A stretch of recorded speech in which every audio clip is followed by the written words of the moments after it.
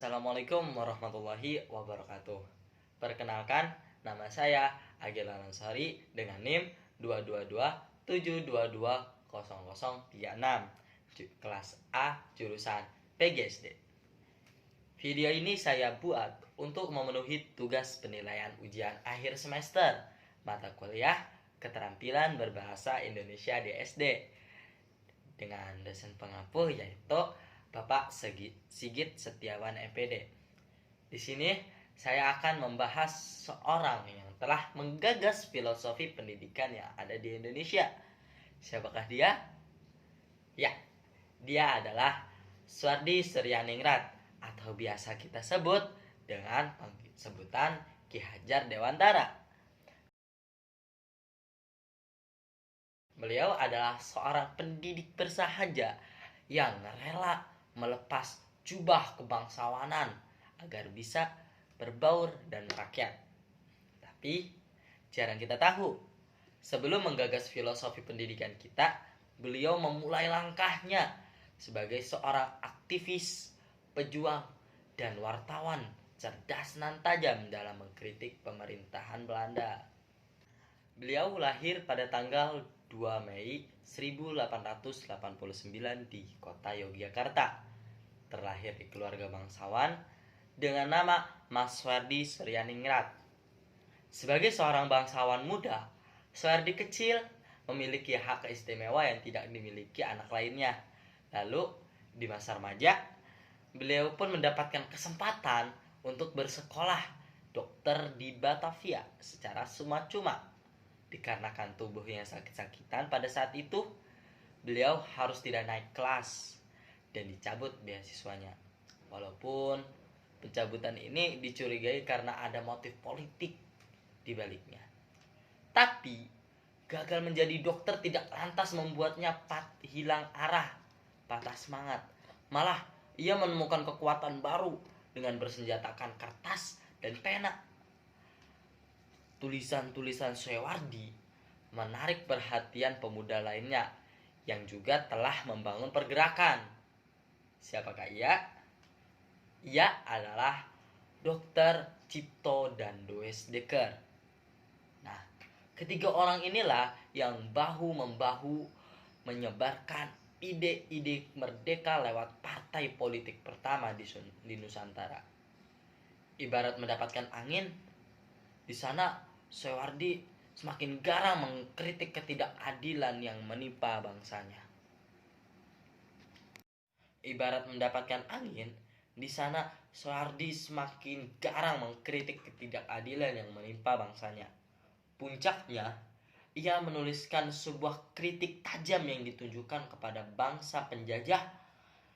Tulisan yang sangat ironis, menyindir perayaan kemerdekaan Belanda di atas tanah sebuah bangsa yang sedang mereka jajah dengan ongkos-ongkos yang harus dibayar oleh orang-orang tertindas. Di situ merahlah wajah dan telinga orang-orang Belanda. Suara lantang Suardi sudah dianggap keterlaluan. Bersama rekan seperjuangan, 3 serangkai itu pun dibuang ke negara Belanda. Raga boleh diasingkan, tetapi bara dalam jiwa tegar menyala. Di tengah perasingan, Suardi justru tercerahkan. Ia mengenal gagasan-gagasan pendidikan dari tokoh-tokoh besar yang ide-idenya kelak akan membawanya ke arena juang yang sama. Saat kembali ke tanah air, jalan terjal masih dihadapinya. Suardi lagi-lagi harus berhadapan dengan pihak pemerintah kolonial. Celakanya, kali ini dia harus mendekam di penjara. Tapi saat itu di balik jeruji, hatinya gelisah mendengar kabar sang istri yang mengalami pendarahan parah sehabis melahirkan anak ketiga. Lalu disinilah titik balik itu. Pada satu kesempatan, sang istri mengingatkan Suardi tentang janjinya kepada sang guru agar mau mendidik kaumnya yang masih tertindas. Bagai mendapat ilham, Soewardi pun segera bersiap-siap lahir menjadi sosok yang baru. Ya, ketika dia bebas, ia lantas mendirikan sebuah sekolah. Sekolah yang dinamakan Taman Siswa.